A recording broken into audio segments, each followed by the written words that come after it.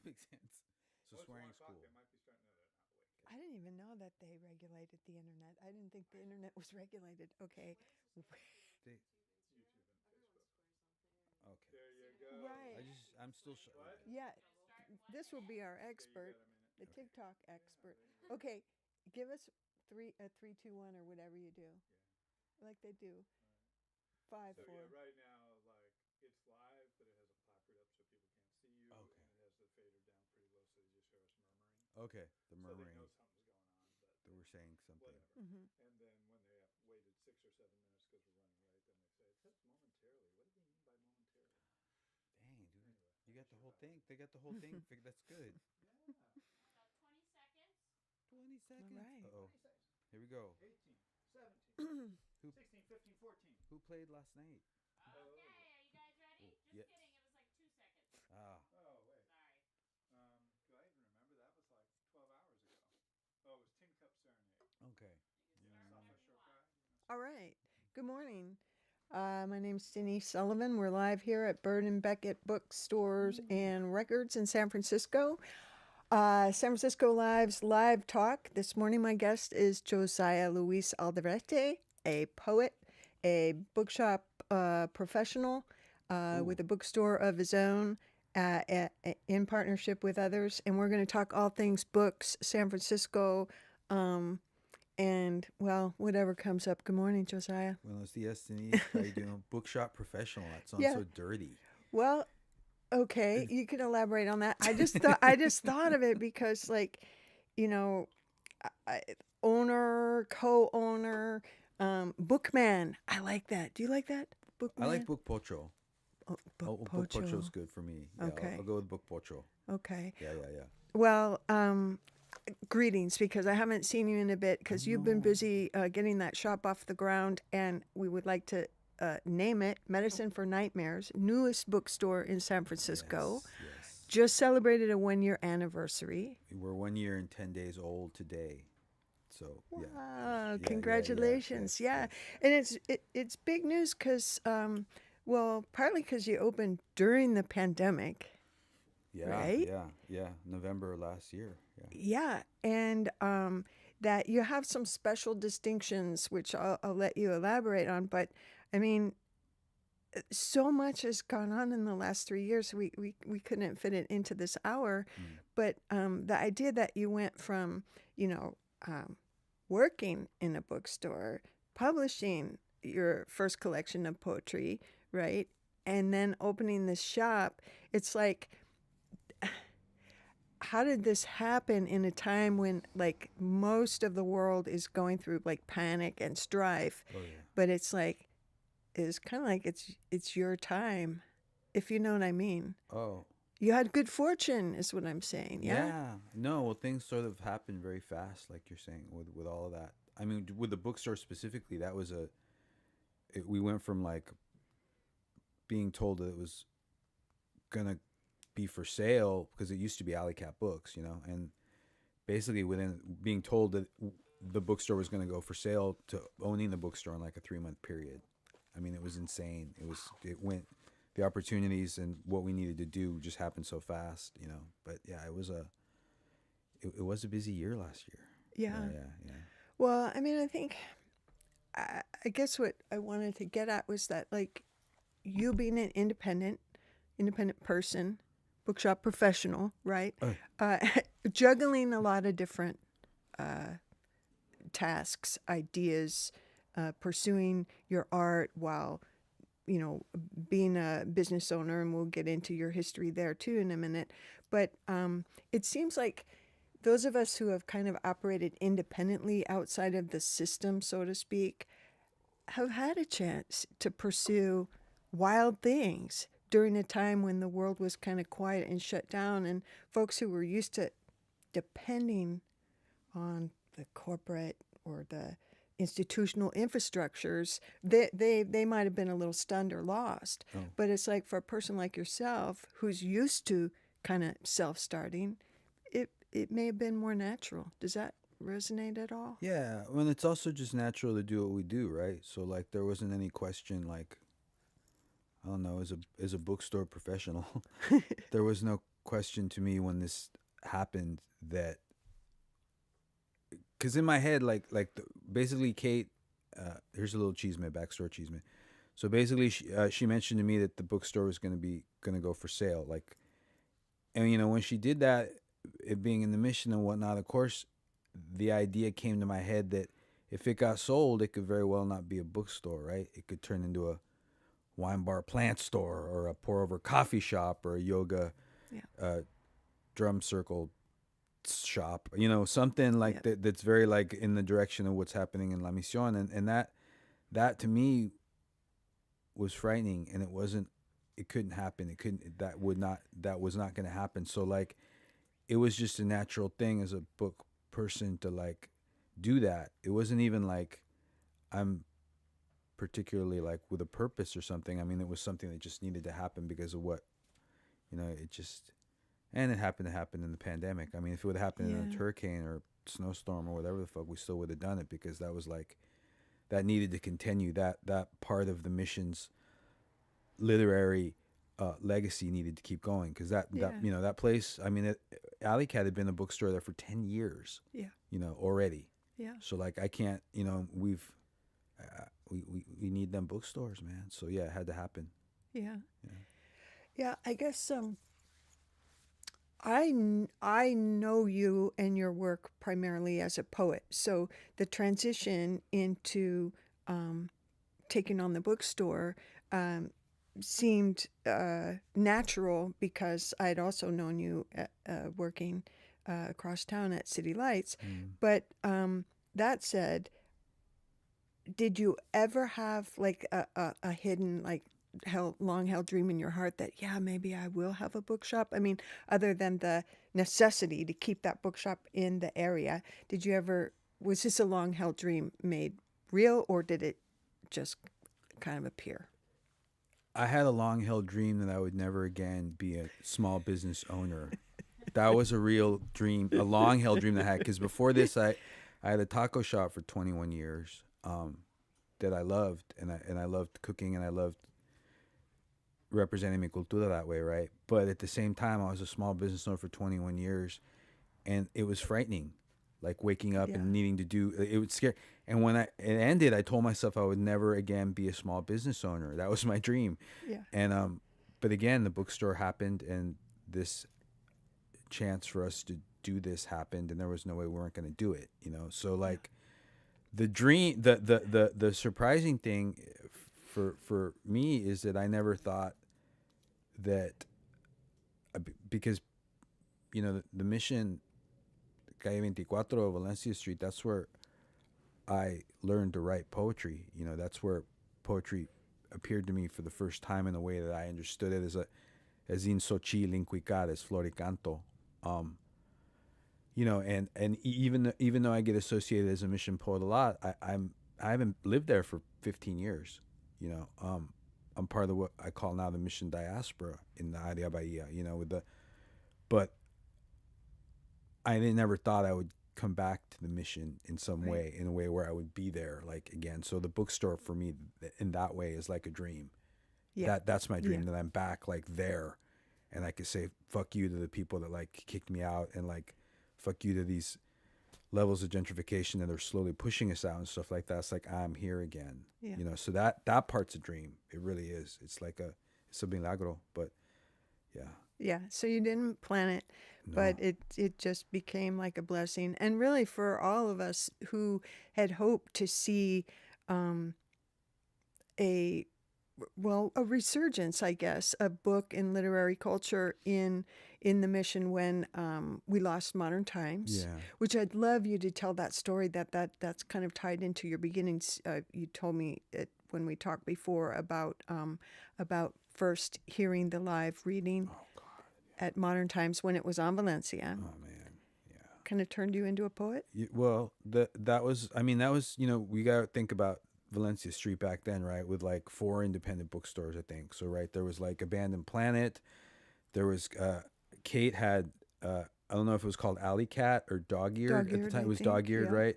There was Casa de Libros, the only Spanish language bookstore in the mission at the time, which was ridiculous to me. But and then of course Modern Times like looming large, like right there, right across the street from the old Chameleon Bar. But Modern Times have that big, gorgeous space with a performance thing in the back, and that bookstore was like, I remember going in there, and there's three things that killed me, like going in there and hearing Los Delicados read, like and this was the kind of thing where every time I walked by that store, something was happening. But in particular, that night, hearing Los Delicados, like Norman Zelaya, Paul Flores, Darren De Leon, do the poetry the way that those cats did it, like throwing it back and forth to each other, like throwing it into the audience, like, and it's like seeing that was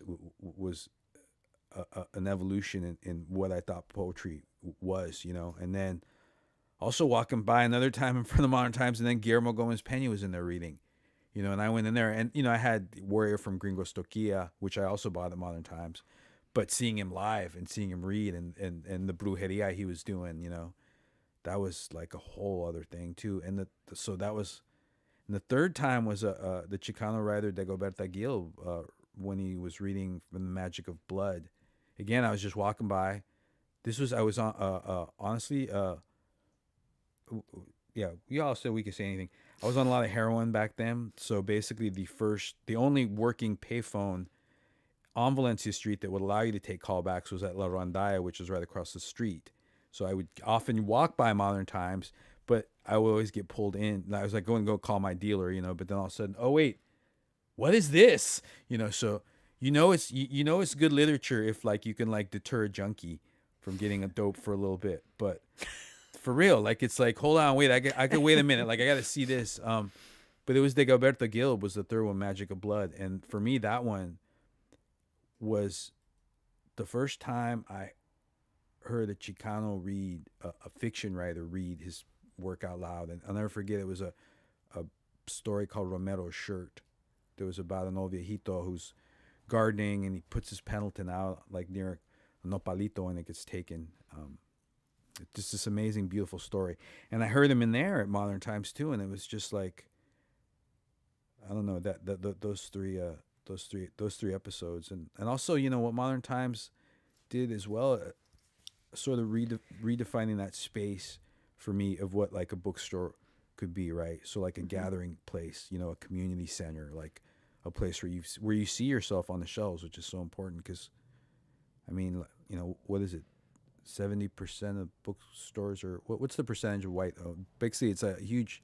Over 70 for sure. Yeah, and so sometimes you'll go into these spaces and you won't see yourself on the shelves, and that's always a profound moment for a brown person, for a Chicano like myself, to be able to go into these stores and see ourselves. And Modern Times was one of the first bookstores that I really saw that. You had that beautiful section, the Chicano section, and like right there when you came in, and so that that store looms large, and like what helped me understand what poetry was and what it represented and what it could do, the effect it could have on people, So yeah. Well, I mean, it's really deep and profound, and I mean, we should say that kind of was happening in the 90s that you're talking about, and then your poetry journey is happening, which we'll talk about. But it just struck me that those poets that were working in Modern Times that you were talking about, you now have provided a space for these writers at Medicine for Nightmares that would otherwise not be there. Yeah. If you were not holding that space. I think, and that's I an don't honor. know.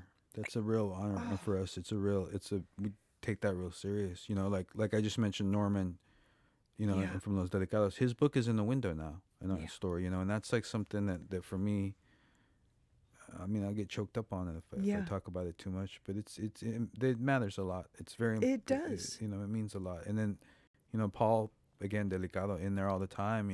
We brought in Willie Perdomo last month. I almost peed my pants.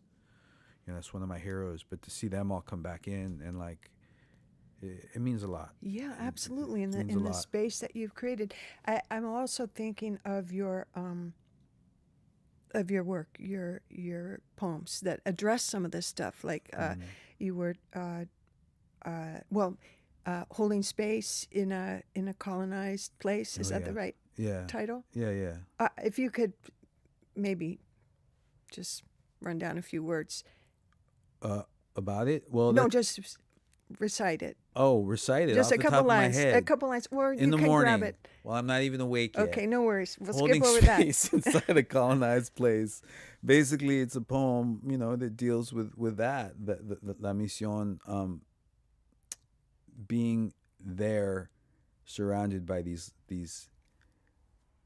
new waves of gentrification. These colonizers in yoga pants, if you'll forgive the terrible reference, but these pour over coffee conquistadors, man. Like, this is how it is now. This is how we navigate it, and I don't know. It's a funny poem to me because it could be. I don't want to get mad when I read it a lot of times, but I do. So there's I think the conquistadors in Tenochtitlan, and that funny, like, historical idea that these filthy, diseased colonizers came over and destroyed and conquered this cultura. When what happened was they got there, they did their gross thing, but amongst them was still that cultura. That was there, and it kept developing in its own way. And that's the same thing with in the mission. You see these spaces coming in, but we're still there. The cultura is still there. It's just holding space inside the colonized space. Yeah. I didn't mean to put you on the spot, and I'm afraid that the next thing I'm going to refer to will put you on the spot Oh, again. yes, more but spots. it's all, here's the thing, it's all in your poetry.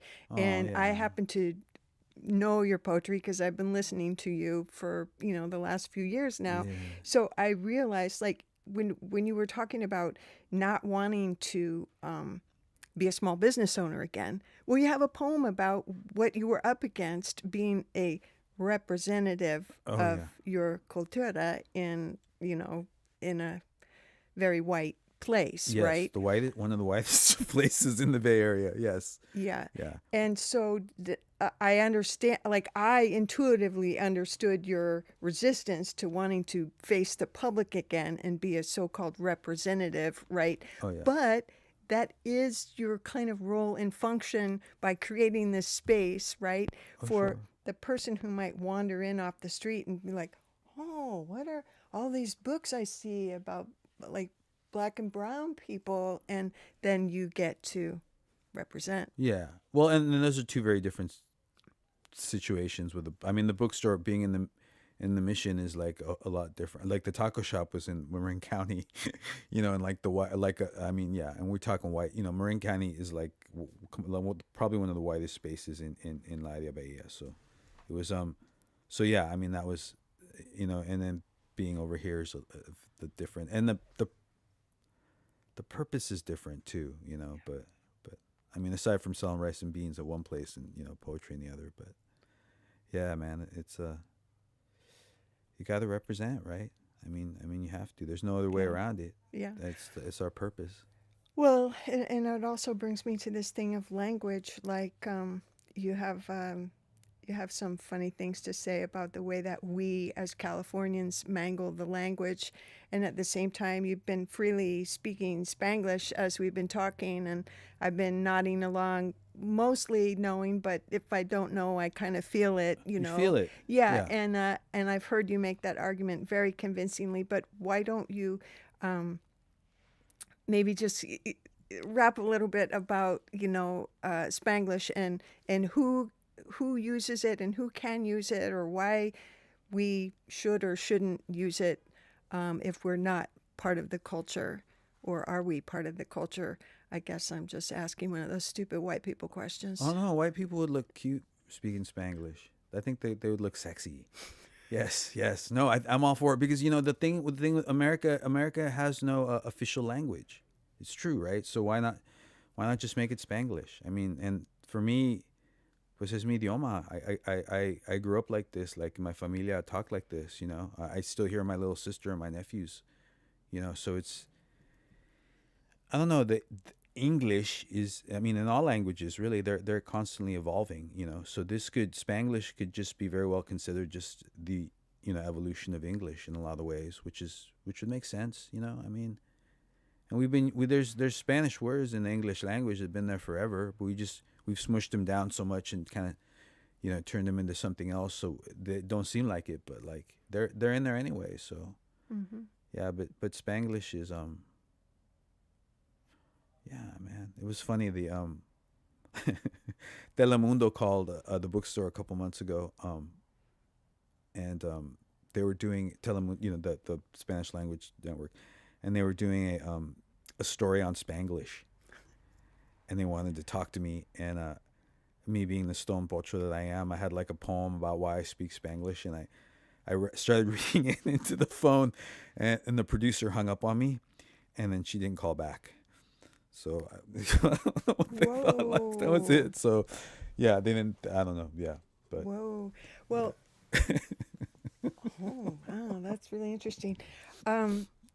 Yeah, we could maybe get to another piece. We're going to pause, and you're going to grab that book of oh yeah, yours, I would be happy to. your It's just collection. right there. Yeah, Yeah.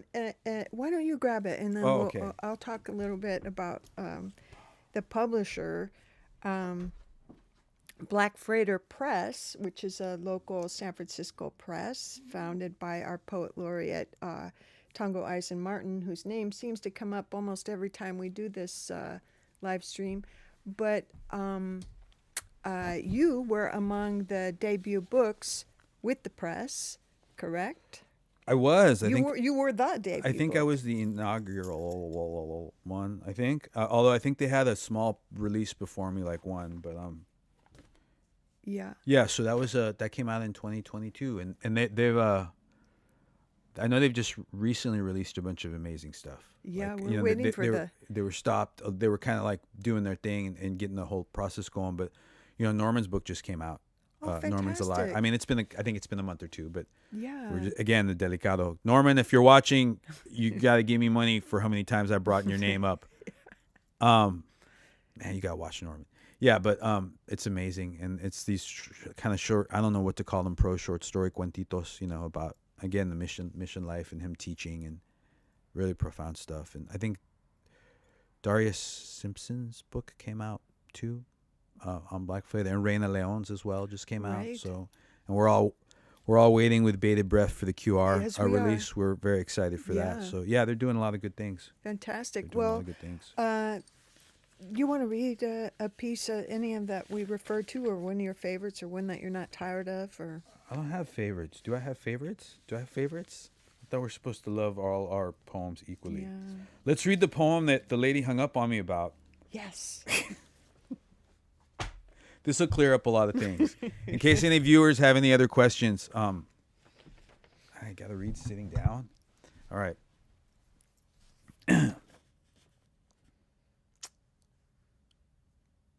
This is why I speak Spanglish. I speak Spanglish porque that's what comes out of mi boca when I'm asked about this American dream. I speak Spanglish so mi future antepasados can understand me. I speak Spanglish porque the timeline told me to.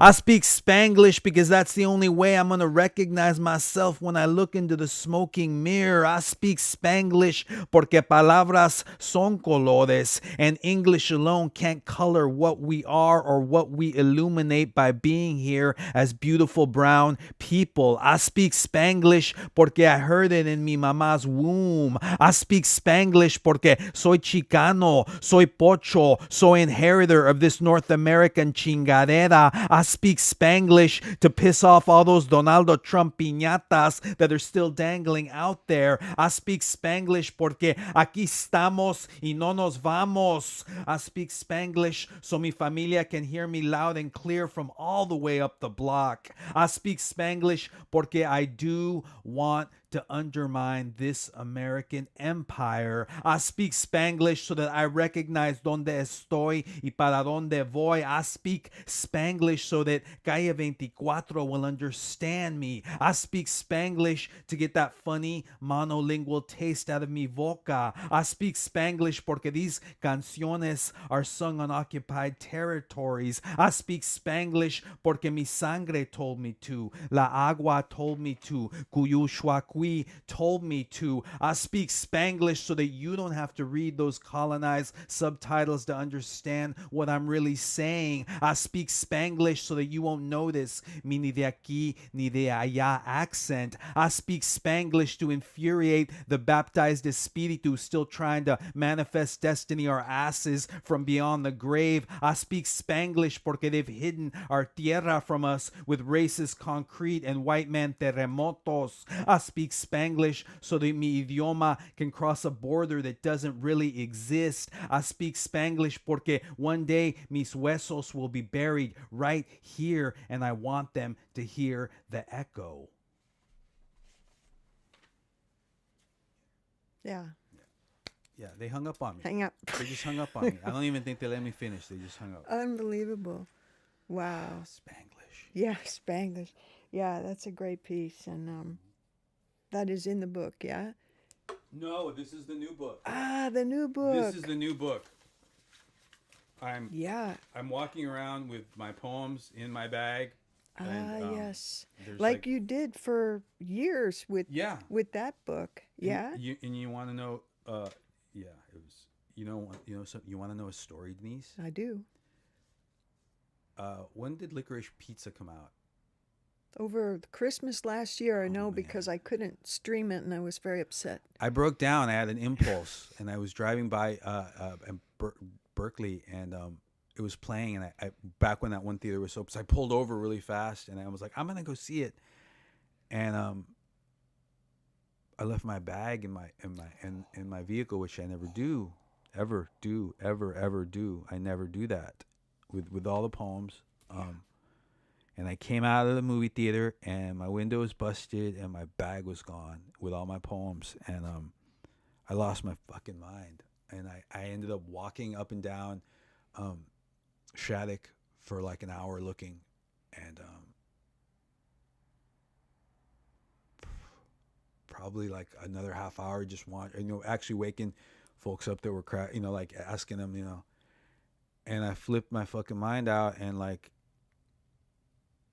just was like got in the car and started driving down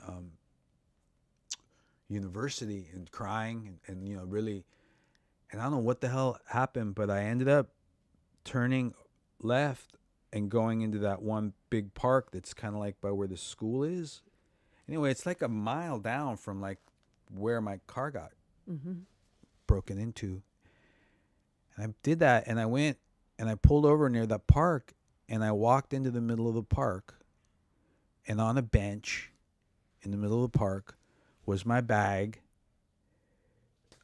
with everything in it, including the weed that I had, the cigars that I had, these really nice gloves, the first book of poems the from Black Freighter, that was there, my original book, and my whole notebook was there on next to the bench, like just placed.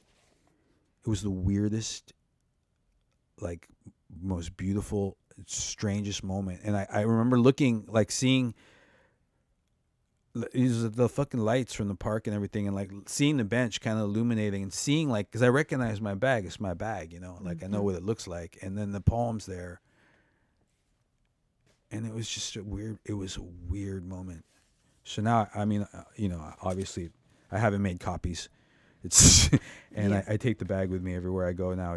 I'm scarred for life. But God, it was such a weird moment.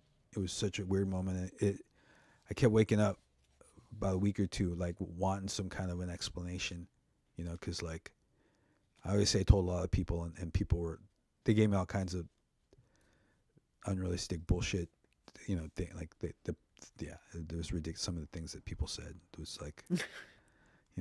They read the poems and they couldn't take the bits. I'm like, fuck, shut up. Like, don't tell me that. Like, there was Yeah. weed in there. You could like, there's cigars. Like, you know, like there's stuff in there. Like you telling me you left the whole, but why? Why did the entire bag get left there? Like, what does that mean? So I had problems for about a week waking up with that, but it was an incredible moment. Wow. And very beautiful and strange. Yeah. So Yeah. So, okay. Well, we should just mention that book that did get published Yes. is the Is there there's a camera. yeah, That's right. We can Baby go like this. Axolotls y And Old Pochos. Old Pochos. Yes. And this. that can be Ooh, look. obtained from Black Freighter Press, from this bookstore, Bird and Beckett, and your bookstore, Medicine for Yes. Nightmares, and probably elsewhere. City Lights has it too, because you know I worked there and I guilt them into carrying it. You know, I something when we were talking before it reminded me just you creating that space for your fellow poets and the residents of, you know, this place we call home. It is a bit of a homecoming for you, like you said, as a poet and writer, but you have roots here. Your family has a San Francisco history. You want to talk a little bit about them? Well, not really. No I'll worries. tell you, my mama, I mean, and my dad had a very tumultuous relationship as I grew up. So there was a lot of like moving around in the mission, you know. Yeah, you know, my mom was kind of like the rock. I mean, she. The beautiful thing about my mom's familia is when they came out here, you know, they settled. They were the Mexican barrio that was in North Beach. Right. So like a lot of people think of North Beach, of course, you know, as an Italian neighborhood or like, you know, but I mean, there was a deep Latino roots there, you know, including the extent not only like the folks who live there, but there were also like the clubs and the all that stuff going on. My tia Lucha worked at a club called El Sinaloa. She was a singer there, and the Sinaloa was on Vallejo Street, you know, right there in North Beach, man, the heart of it. But that was. Apparently back then that was Little Mexico, as it was referred to. So my tia was a ranchera singer at the club in El Sinaloa, and then ended up getting my ma a job, you know, waitressing there. So, and then they lived in this apartment above El Sinaloa, and that's where my ma met my good for nothing father, who was a very handsome guy, you know. So, and he was a waiter there, and. You know, the waiter had like the bullfighting type pants, and I've seen pictures. It's highly erotic. So, you know, who could resist that? So I have a suspicion that I was actually conceived in that apartment above El Sinaloa. And like, you know, so I always had a funny feeling when I'd be working at City Lights because that was kind of like over there. Right. So I'm kind of like, oh, look, I'm almost, yeah, it was like a birth story kind of thing. But no, I mean, you know, my roots, yeah, there's a lot of funny memorias of San Francisco at night. Mm-hmm. You know, like these images from like apartments on Mission Street looking down in like nighttime, you know, same thing with North Beach, like that feel. Like my mom and dad, they were like restaurant people too. So like it was always like late nights with them. Like, you know, after you get done with your shift, that's when you go eat. Right. That kind of thing. So there'd be like these memories of that stuff. But yeah, and then, you know, my mom, when we were, let's see, I think when she had finally sort of had it with my pa, and wanted to do her thing, she ended up opening a restaurant in Marin County in San Rafael called Casa Mañana. So I think I think I was 15 or 16. I was younger than that. We made the move. So that was a big thing, a big transition, you know. Yeah. Mm-hmm. So that was but that was my mom, man. My mom's always working. She still has the restaurant. It's over 30 years, and she's 65, and she just opened a second one in San Rafael, which is insane. Yeah, I don't know what's. Yeah, Ma's crazy. Wow. Yeah. There's a lot of good San Francisco memorias, and also my tia Lucha actually opened up a taco shop right across, and this is one of the ways I discovered City Lights. She opened up a taco shop right across from City Lights at the time, at the back entrance of what used to be the Palladium nightclub. Sure. So, you know, every morning there'd be like crazy puddles of pee in her thing and stuff. But that was like, that might have been my like teenage introduction into North Beach, because I would go visit her, and then I was like, what is that huge store across the street? And I ended up discovering City Lights. So yeah, there's a lot of really good familia memorias related to the city. Yeah. I think, I can relate to that too. It's something about, the lure of the city, whether it's the nightlife, that nighttime, like you said, the memories of that. It's like, was it the neon, like where there used to be a lot more neon in memories town. are great. Yeah. They're so And then great. it gets kind of mixed in with, whatever substances were being done at the time that you were experiencing the nightlife or whatever. Yeah. And then some familiarity because you have like a memory of it from childhood, and then it all kind of blends into this thing that's uniquely, your memory. Like I feel like there's a story waiting to be told about that Latin Quarter of San Francisco. It really hasn't been told. I don't think. There's oh my, I don't believe I just spaced on this amazing writer's name. She wrote the book up that basically traces the history of the arts movement in the Mission. And basically the first chapter, that's terrible. I can't remember, so disrespectful. Her first chapter in the book is basically a whole kind of history of like the Latin Quarter in North Beach, and it's that's good amazing. to In the know. heart of the Mission, I think it was called. Oh yeah, Jerry Moraga? No, not Sherry Mordaga. Um, She's a chingona playwright. well, she's still around, it'll but yeah, probably come. it'll come. We'll Google it when no one's looking. Yeah. But that for her, that's the only like sort of documentation that I've seen of that, of that Yeah. period, and that Latino period. And also Alejandro Murguia, he wrote the play about first name Ruiz. I don't remember her first name, but the dancer. Okay. And it takes place in the Latin Quarter. Well, yeah, there's a bit of that Oh wow. story Okay. told, but I don't know that play ever got produced other than live reading or whatever at Brava. Wow. But now we have like really diverged off of our path, but not really. I No, mean, well, but it's funny that you did mention that though, because there was a time when I was actually wanting to research the neighborhood more and I wanted to do something, and I totally got off track. Ivy Anderson, who was at one of the City Lights people, who is an amazing like historical, one of them history people, yeah. And she was offering to like kind of give me ways to go, but I never followed through it. But no, it would be a really interesting project. I mean, because there's so much history and so much music came out of that, and then the I don't know, the performers and all that. Yeah, it would be very cool to research. Yeah, I believe her name, the dancer's name was Maclovia Ruiz, flamenco dancer, known worldwide, but got her start in that in the heyday of that time in North Beach, La Sinaloa, and there was another place that was, well, it was ridiculous all down Broadway. Like I remember the map that is in that book. It just has like these clubs. There was like 17 or something. It's like a huge amount. So yeah, very cool period of history that gets forgotten, I guess, right now. Yeah, and another thing that Medicine for Nightmares as a bookstore, but as and a gallery and a cultural institution, kind of a holding place for this sort of cultural memory, right?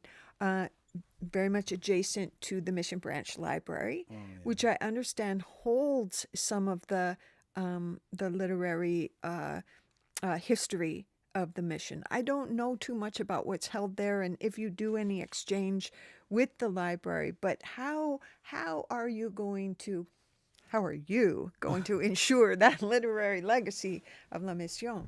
Oh, well, let's see. The library right now is closed, but we've been doing events with them. Actually, we did a one for the Afro-Peruvian consulate, the Peruvian consulate. Right?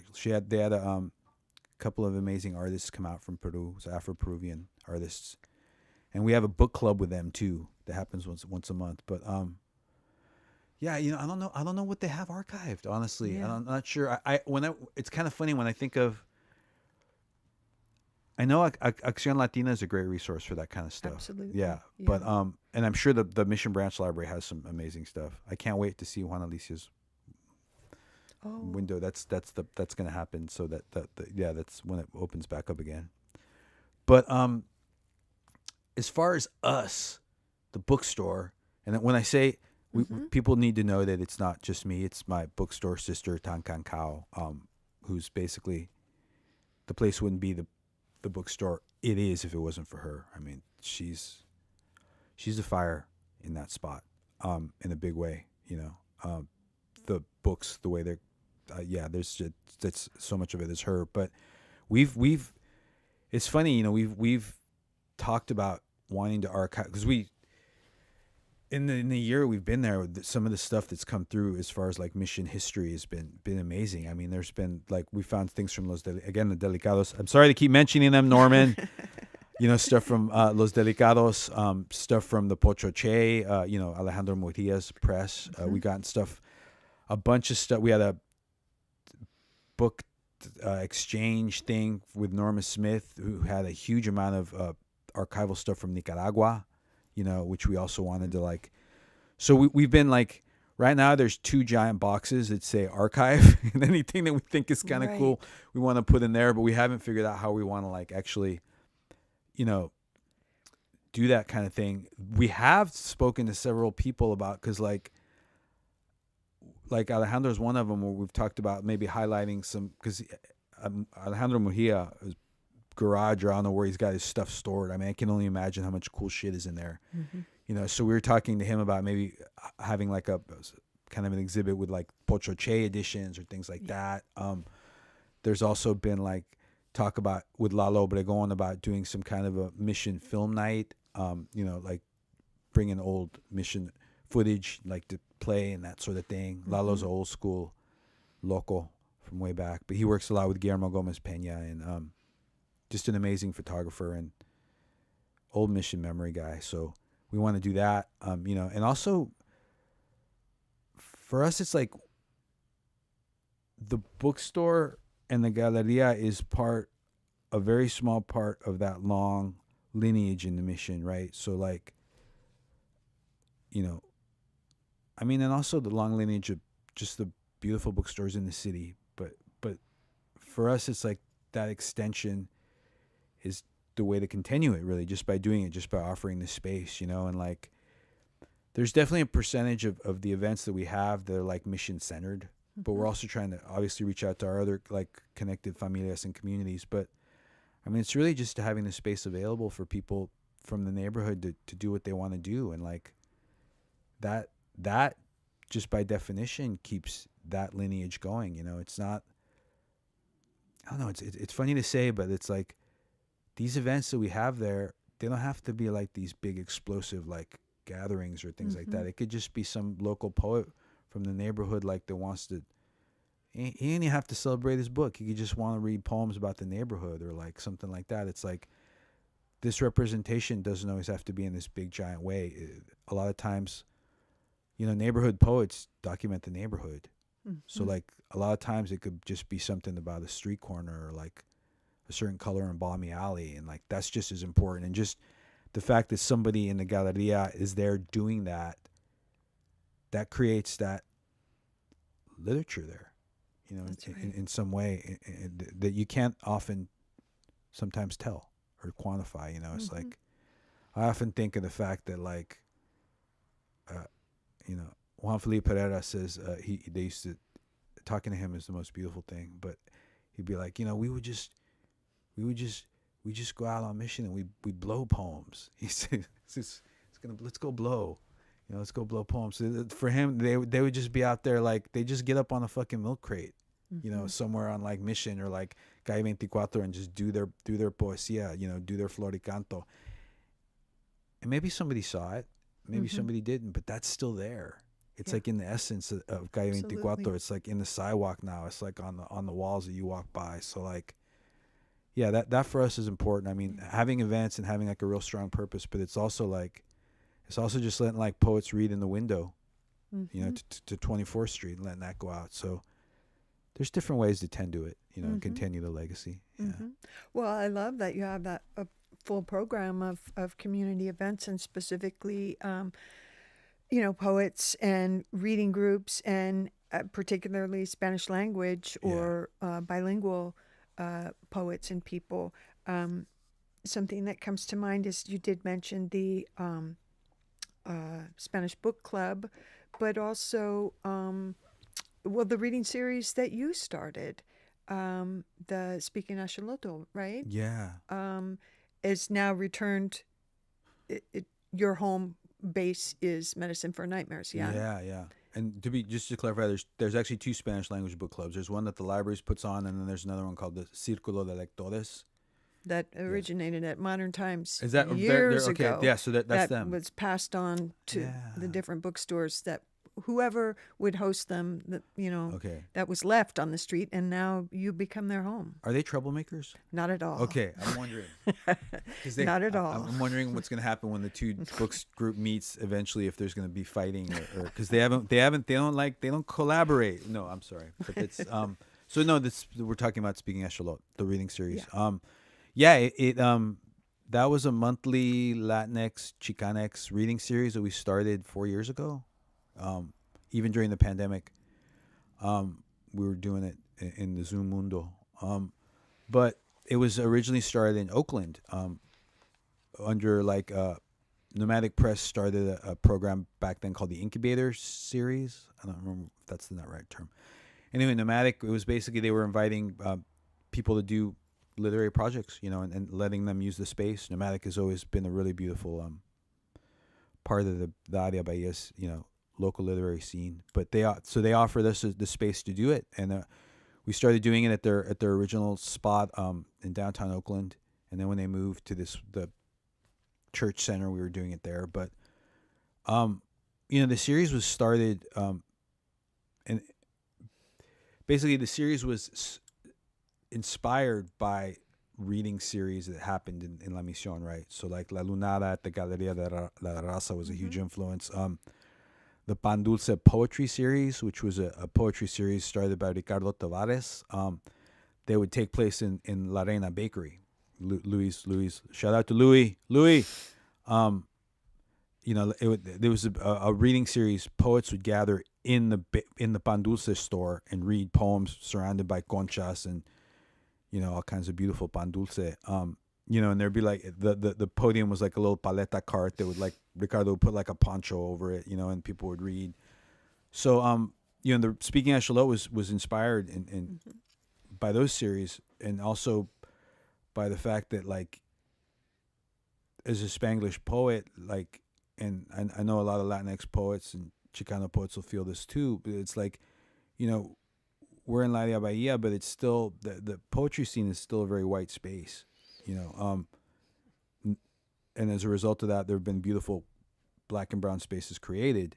But you go to these spaces, and this happened to us it happened to me all the time. Where I would read, I'd do my poetry, I'd be invited to read, I'd be asked to feature. Afterwards, people come up, they're talking to you. Oh, I enjoyed your work, and then there'd always be like that one or two people like. But wouldn't it be better couldn't you, maybe if you wrote in English, more people would understand you, and it's like, Bendeja, get out of my face. This isn't about you. This isn't for you. You can listen to it, you can enjoy it, you can think it's beautiful, but I'm writing this because it's me.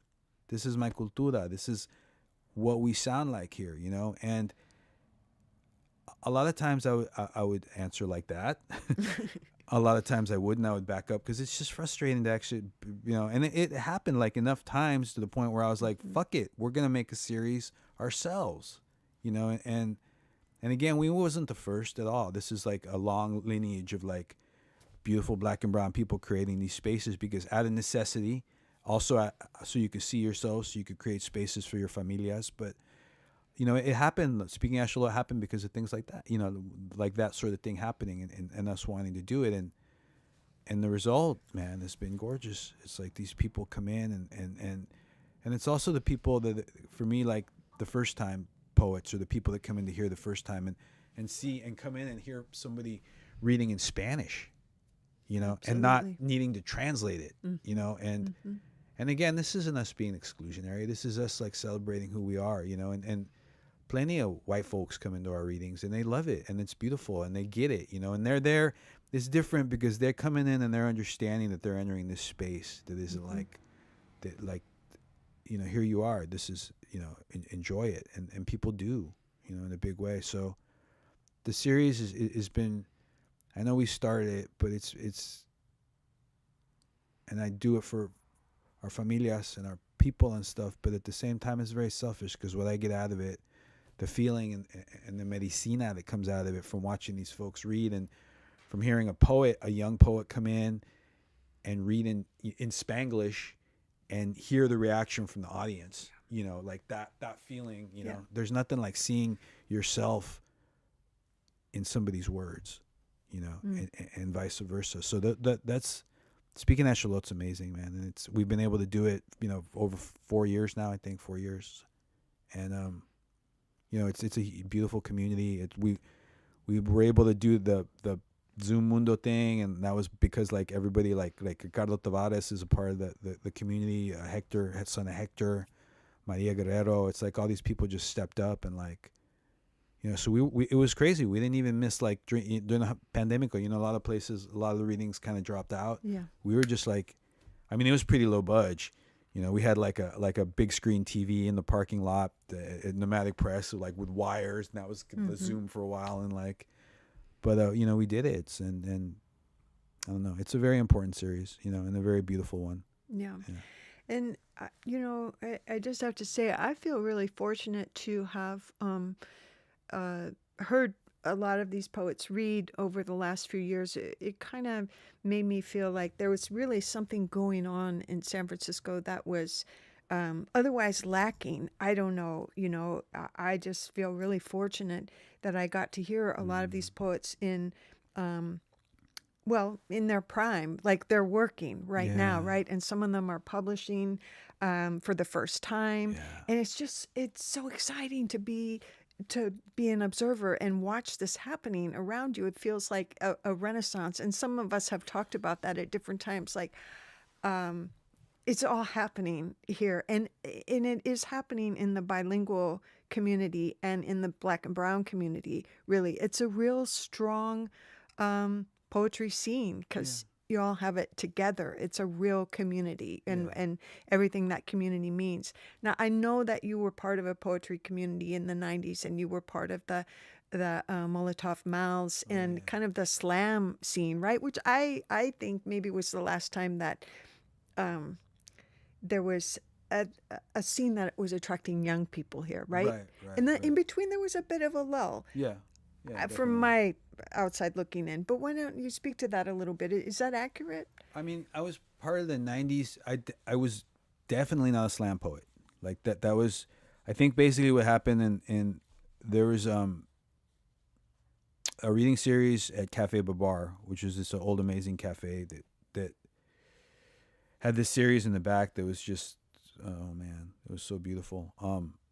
But that was where I first heard, because in the '90s, all of a sudden poetry became spoken word, right? So like, it's Lollapalooza and spoken word. Let me do spoken word before your band plays, you know.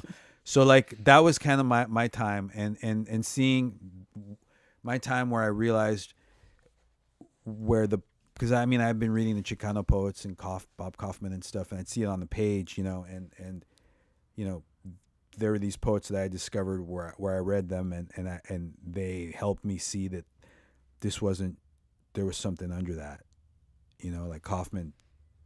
Fuck, man, he killed me when I started reading him, and same thing with the Reverend Pedro Pietri and Jimmy Santiago Baca, but you know, it was still on the page, and as profound as it wasn't spoken. So like when I went into Cafe Babar, you know, these were poets that were like not separated from the audience. They were like yelling and screaming, and they had a thing there at Babar where you would stand up to read, and behind you was a corrugated metal wall and this tiny room in the back where you walk through and go. So there's a corrugated metal wall, and they get up to read, and I don't know who brought these, but there was always this giant bag of peanuts in the place that the older poets, the grumpy mean poets, the poets that were the shit, they'd be eating it, like Julia Vinograd, David Lerner, Vampire Mike, and everyone could take it from it. But the thing was, if somebody didn't like what you were reading, it was okay for them to throw the peanut shells against the corrugated metal. They would do that after a while, and like. So it's different, because nowadays it's like, it's so supportive. It's like, you got this, like, yeah, but then really like reading something, people didn't like it. It's like, boom, like, or you'd hear shit like Bucky's favorite, Bucky Sinister once told me he read the poem, and then he got off. And I think it was Julia Vinograd said to him, like, yeah, I like that poem better when Bukowski wrote it. So there was like, that was my introduction to and I was like going to church, man. I went in there and was like, oh, these people, and it took me probably 3 months to get the huevos up to go up there and read. But when I read, it was the most beautiful thing. Like I didn't get any peanuts thrown at me, but it wasn't like, because I'm describing it and I don't want people to think it was like, I know it sounds harsh, but there was something very beautiful about it, and at the same time very warm. And like when you read something that was true, you knew it was true. Like it was, you felt that from them. And like, so that was spoken word, so that for me, that happened around the same time when like Saul Williams came out with that movie. And then there was sort of like the emergence of slam here on the West Coast.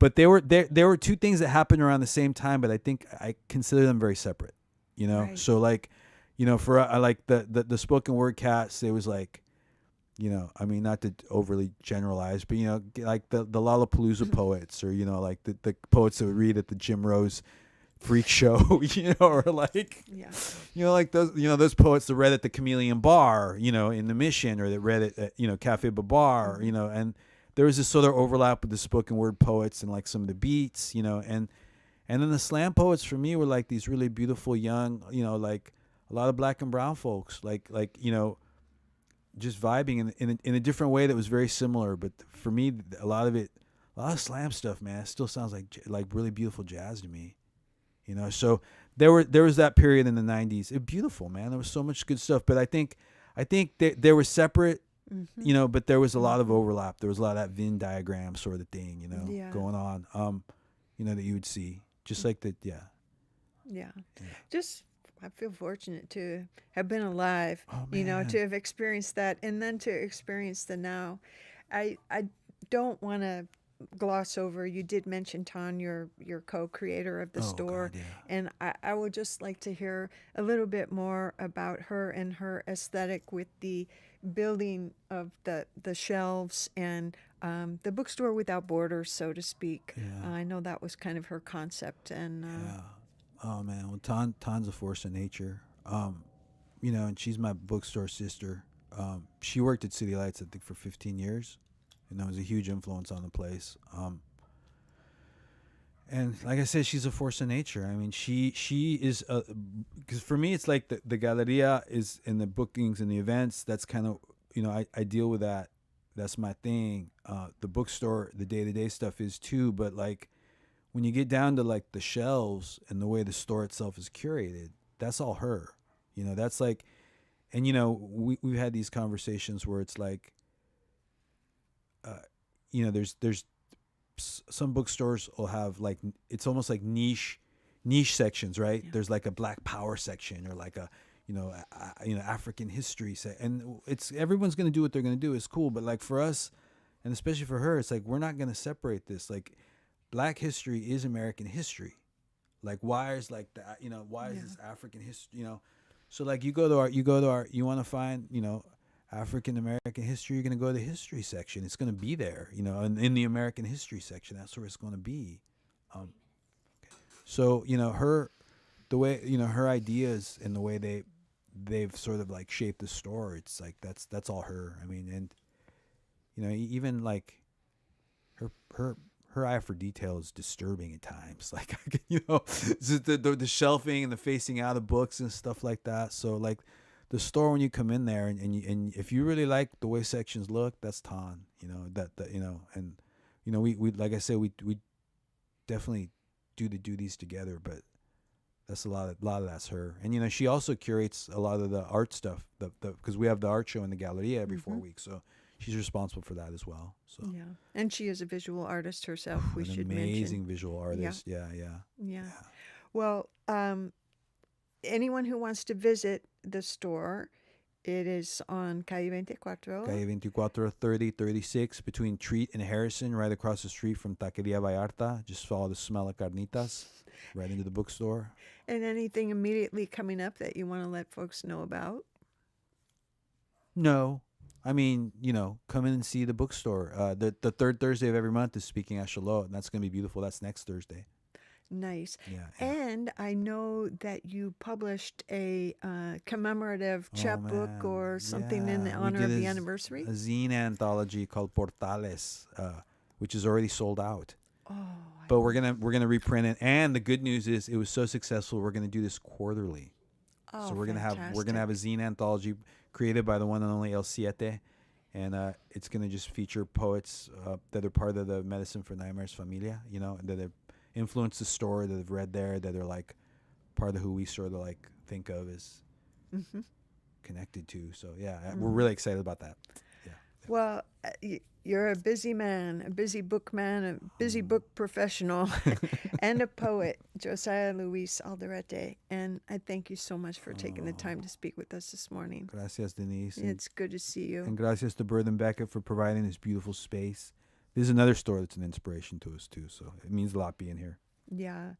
Well, we'll be here again next month, second Sunday of every month. San Francisco Lives will be in discussion with someone you might know, Mabel Jimenez.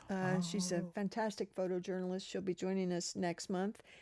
And visit us at sflives.com, our new website, pretty fancy. Yeah. And I want to thank Jenna, my co-conspirator here, Eric for the bookstore space, and Gabby for assisting today. Thanks again. Gracias, Denise.